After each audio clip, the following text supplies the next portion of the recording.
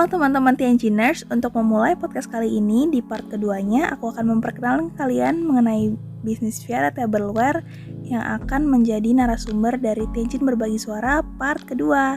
Yuk kita nonton dan belajar bareng. Mungkin aku tanya dulu kali ya, berapa sih orang yang memiliki peran dalam Viara Tableware itu kecuali kakak? Banyak banget sih, orang tua pasti kan. Orang tua yang dukung, terus kakak, terus teman-teman yang circle SMA aku sih terutama. Circle pas 12 tuh kayak, kalau misalnya aku stres, apa tuh langsung lari ke mereka. Terus mereka selalu kasih support. Jadi benar-benar mental support tuh penting banget untuk bisnis ya. Kayak, benar. Gimana ya, kayak let me fix my problems, tapi you support. Kayak mereka emang nggak fix problem gitu loh, tapi mereka kasih ya kayak gitulah, kayak support luar yang emang physically nggak bantu, tapi itu bikin kita bertahan gitu. Kalau misalnya kita nggak berkembang, at least bertahan, at least kayak nangis tapi nggak jatuh gitu loh. Kayak gitu. Ngerti.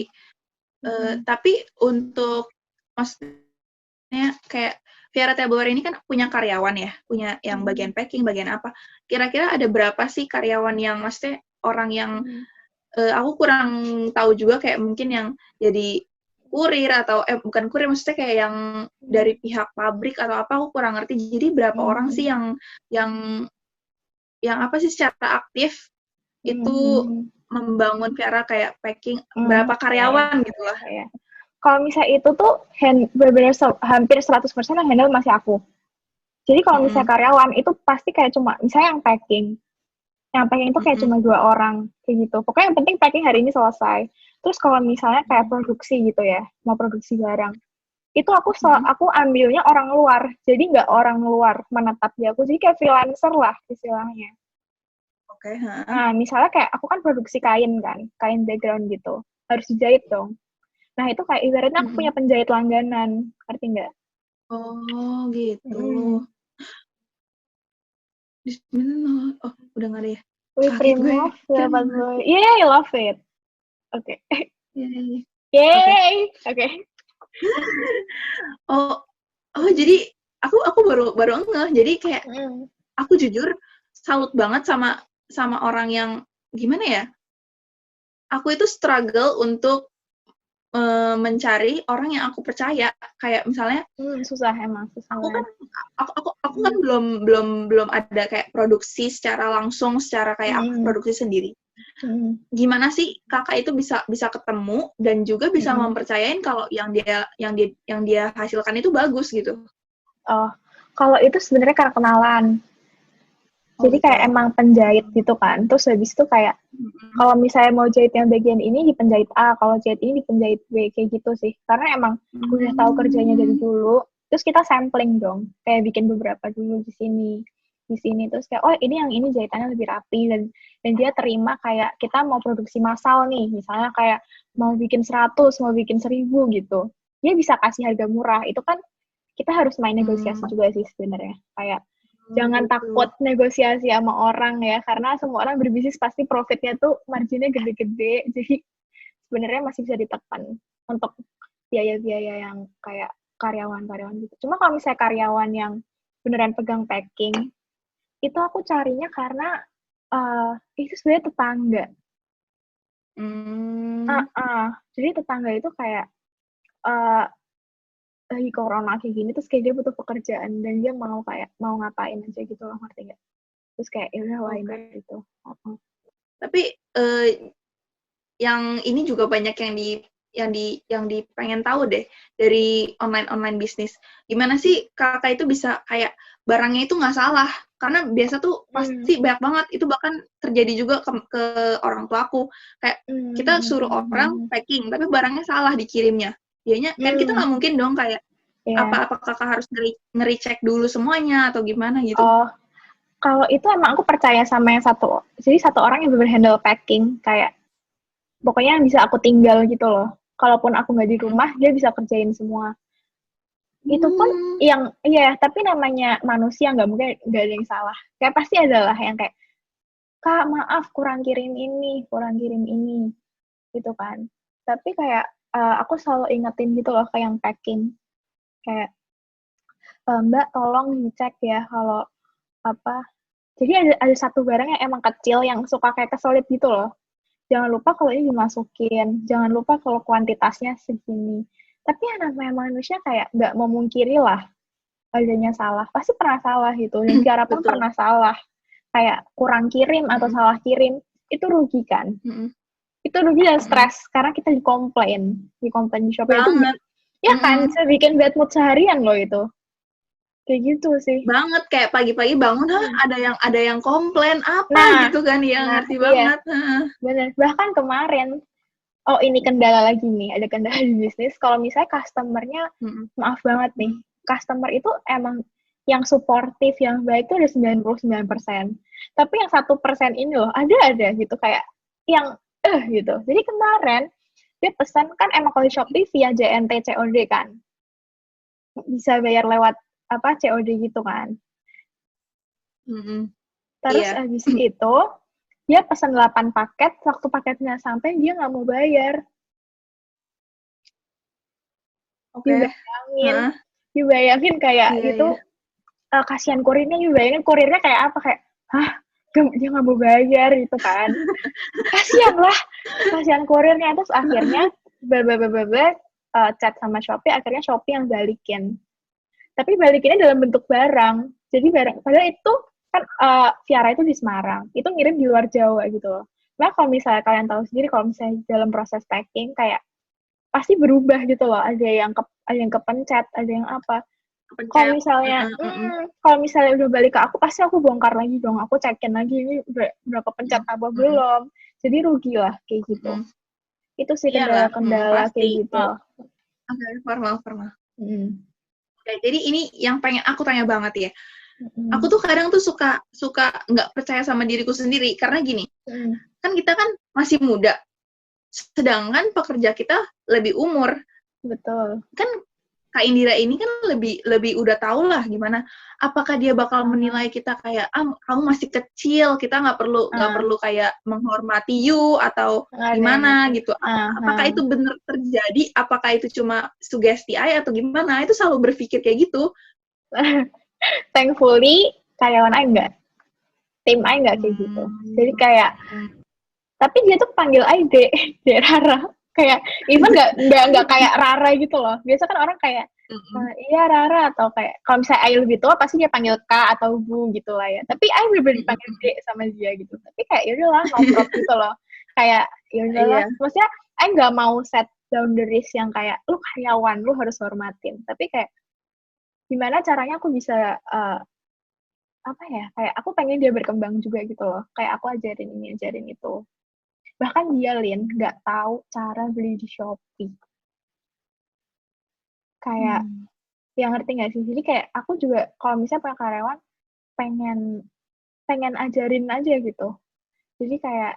Iya, ngerti. Ya, jadi gimana caranya biar kita, walaupun masih kecil, tetap dia hormatin kita, tapi nggak dengan cara yang kayak hormat gitu loh.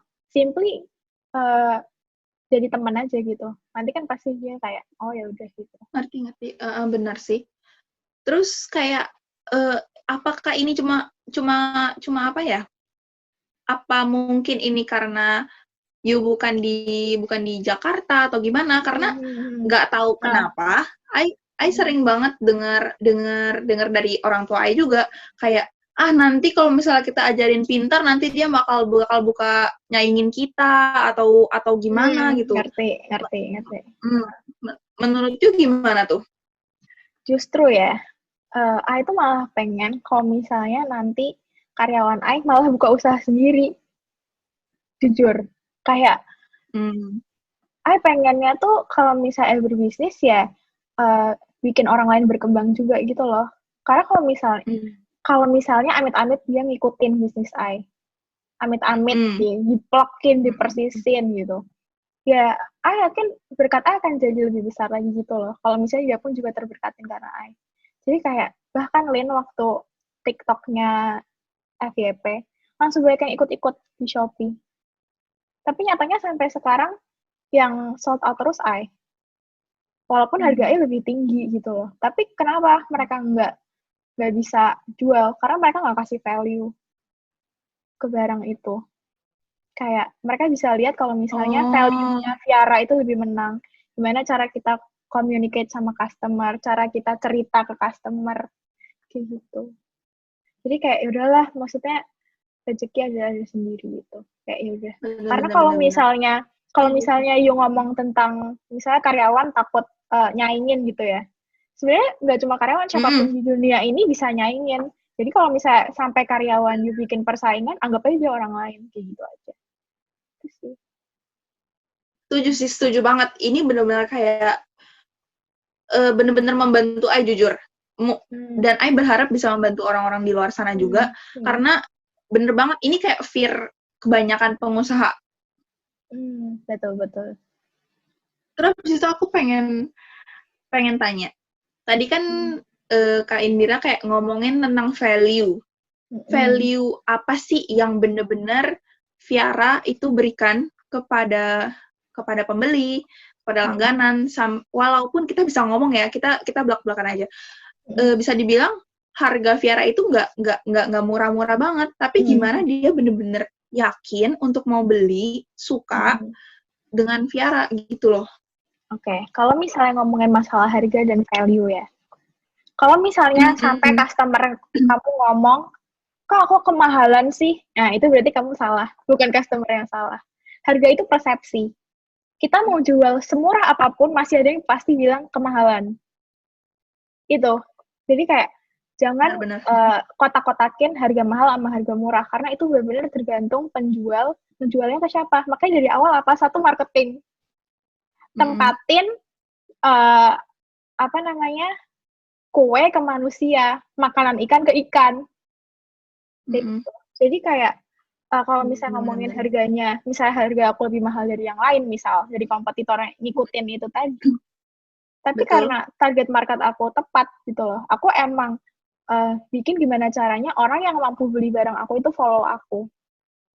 Kayak gitu. Dan gimana cara taruh value-nya? Value itu bisa kita sampaikan dengan, kalau aku paling suka medianya Instagram Story. Karena setiap hari itu followers baru datang kan. Dan kalau misalnya aku sendiri personally, kalau misalnya lihat online shop lain, kalau lihat IG feeds tuh bosan. Mau sebagus apapun IG-nya tuh kayak, aduh mbak deh, mending langsung cek harga ke Shopee kan. Tapi orang pasti lihat story-nya dulu gitu. Hari ini Allshop ngapain gitu. Aku misalnya kayak suka bikin ini ya misalnya. Ini produk kan, kayak gini. Aku fotoin asal-asalan, sama satu aku fotoin pakai produk aku sendiri. Terus aku bikin comparison. Terus comparison itu disampaikan dengan cara interaksi. Kayak misalnya aku tanya, nih pilih yang mana? Kalau barangnya sama, tapi pilih yang mana? Pasti pada pilih yang pakai produk aku dong. Terus di slide selanjutnya aku cerita. Nah, walaupun barangnya sama, tapi orang akan lebih percaya beli sama yang ini. Makanya, slide selanjutnya, solusinya produk aku. Jadi jangan Instagram itu kayak, hey guys, aku jual ini. Orang skip gitu loh. Kayak, kalau dia cuma nyampein harga, kayak, ya ngapain gue ke story, gue mending lihat Shopee gitu kan. Jadi kayak kita tuh mau nyampein mimpi kita ke customer dengan cara soft selling. Mimpi Viara apa? Membantu orang-orang yang nggak ngerti fotografi, dan yang mau gadget fotografi secara simple, praktis, langsung tek, ingetnya apa? Viara. Iya kemarin Viara loh yang jual kit fotografi itu. Simple loh. Wah, Viara kreatif loh. Wah, Viara membantu. Kayak gitu. Kayak gitu sih. Jadi keren banget. Disampaikan tiap hari sampai customer dan future customer itu paham. Sampaikan terus konsisten tiap hari dengan cara apapun. Kayak misalnya, simply kita kasih tutorial foto. Atau misalnya simply kita tanya, apa sih kendala kalian dalam fotografi? Nah, ini namanya bukan skill, apa ya namanya? Istilah marketing namanya false belief. Gimana kita tanya ke orang, apa kelemahan mereka untuk membeli barang. Misalnya, aku jual paket fotografi. Tapi kenapa mereka masih nggak mau beli paket aku? Bukan karena harganya mahal, tapi karena mereka nggak bisa foto. Percuma punya kit, tapi aku tetap nggak bisa foto. Misalnya kayak gitu. Nah, story dari itu kita sampaikan di hari berikutnya. Kita kasih tutorial fotografi. Jadi udah nggak ada alasan dia nggak bisa foto. Ini loh yang cupu sekalipun cuma pakai produk ini sama kamera kalian tuh bisa. Jadi gimana caranya kita solve problem orang. Supaya orang itu nggak punya false belief sama barang kita. Gitu. Keren banget. Jujur ini keren banget. Kayak gimana ya? Rara juga ngerti banget sama Ai. Karena bisa ngomong, orang tua Ai itu juga bermain di barang impor. Dan ini tuh bener-bener kendala yang bagi importir-importir, walaupun orang tua Ai udah importir besar, pasti banyak importir yang lebih murah. Itu bener banget. Dan karena Ai selalu terkecimpung di barang-barang murah, barang-barang yang cepat terjual, jadi tuh Ai tuh kurang memiliki value dalam marketing. Kayak menurut Ai, siapa sih orang mau beli barang yang mahal kayak gitu? Karena gimana ya? Karena Ai udah terbiasa dengan kayak yang penting harga murah, tapi nggak selamanya kayak gitu, bener-bener. Kebanyakan orang sekarang itu lebih mencari value dibanding barang yang murah, itu benar. Apa ya? Aku tuh kepo banget, kayak belajar kayak gitu gimana gitu. Aku juga pengen banget bisa kayak gitu. Kayak aku nggak bisa. Aku tuh kayak otakku tuh dulu kayak pokoknya yang barang murah, tapi nggak bisa kayak gitu. Aku ngerti banget. Selama lama-lama tuh bakal apa sih termakan kompetitor kalau Ai terlalu harus murah nggak bisa kayak gitu kan. Cara belajarnya tuh gimana sih, Ra? Kalau misalnya Ai itu belajarnya dari YouTube, banyak nonton YouTube tentang strategi marketing, terus baca buku guys, banyakin buku marketing guys, sumpah. Kalian tuh kayak gak bohong ya, kalau misalnya Ai itu bisnis 4 bulanan cuma asal jalan loh, 4-5 bulan cuma asal jalan, lu bayangin. Ai asal jualan, bener-bener Instagram Ai katalog barang, nggak nyampein cerita, nggak ada alur marketing, gitu kan. Terus habis itu, di saat Ai mau belajar gitu ya, kayak Ai membuka diri untuk teori. Ini, jangan keras kepala. Dulu Ai keras kepala. Ai mikirnya, bisnis yang penting praktek, nggak butuh teori. Padahal teori itu sangat membantu, guys. Orang yang berbisnis dengan teori, sales-nya langsung naik cepet banget. Jadi, teori iya, tapi langsung praktekin. Jangan baca buku doang, terus habis itu ditaruh. Terus habis itu cuma dicita-citain. Sama aja. Udah nggak usah baca buku kalau kayak gitu. Kalau misalnya baca buku, misalnya, ada kayak buku tentang finance gitu misalnya. Terus habis itu kayak dia tulis cara bikin laporan keuangan, langsung praktekin sama data yang ada gitu loh. Jangan nunggu lama-lama. Jadi ya kalau mau belajar banyak banget buku YouTube, cari tentang marketing. Terus habis itu langsung praktekin, itu yang paling penting. Karena kalau misalnya funnel atau kayak jalur iklan, itu kita nggak akan pernah bisa tahu alur iklan mana yang paling bagus buat shop kita kalau kita nggak cobain satu-satu. Bahkan sampai sekarang pun aku masih cobain satu-satu. Semuanya aku cobain, mana yang paling cocok. Gitu. Oke.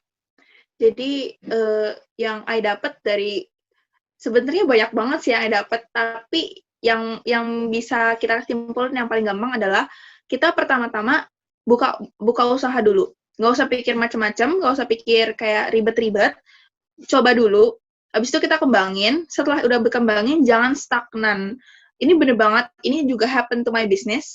Kayak kita stagnan. Kita tiap hari cuma nungguin order. Padahal kalau misalnya kita through the time, kita cuma nungguin, itu bakal ke decrease. Karena makin banyak kompetitor.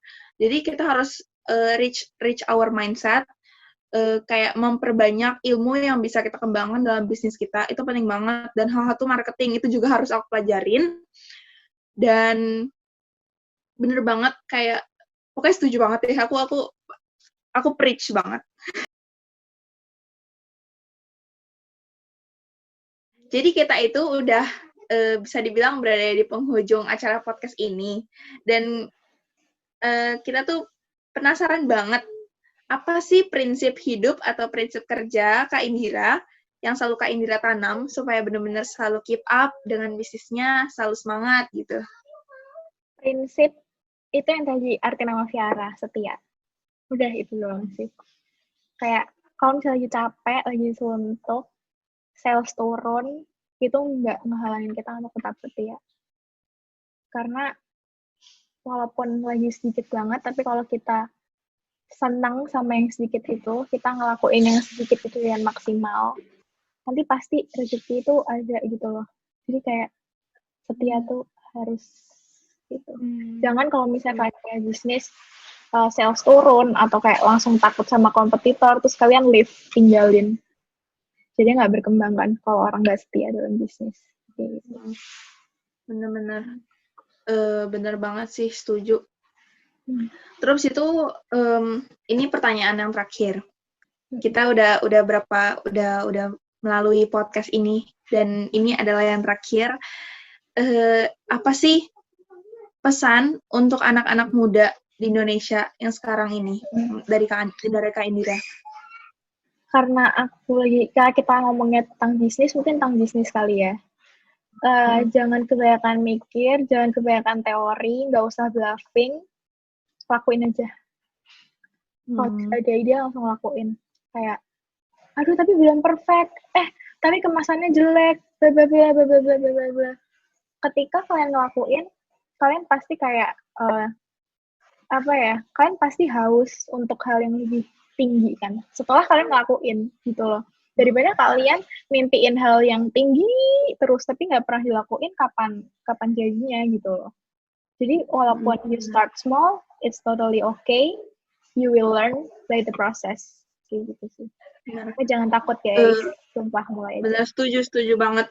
Terus apa pesan kakak untuk anak muda Indonesia yang masih berada di fase dorman, kayak belum mau memulai gitu?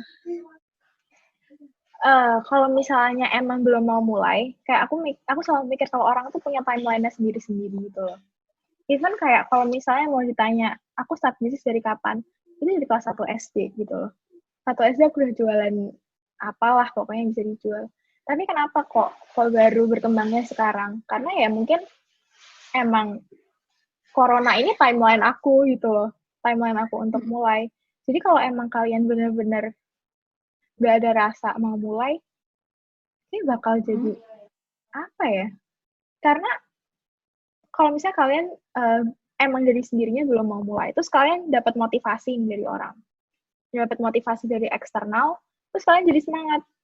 Tapi ketika orang lain gak motivasi, kalian luntur lagi gitu loh. Jadi cari why-nya dulu. Jangan cari motivasi. Karena kalau misalnya sekali kalian cuma semangat dari motivasi, kalian akan ketergantungan sama motivasi. Oh, sekarang nggak termotivasi, jadi udah leave lah. Terus besok termotivasi, terus jadi wih gitu. Besok kan lagi, nggak ada motivasi, terus tinggalin.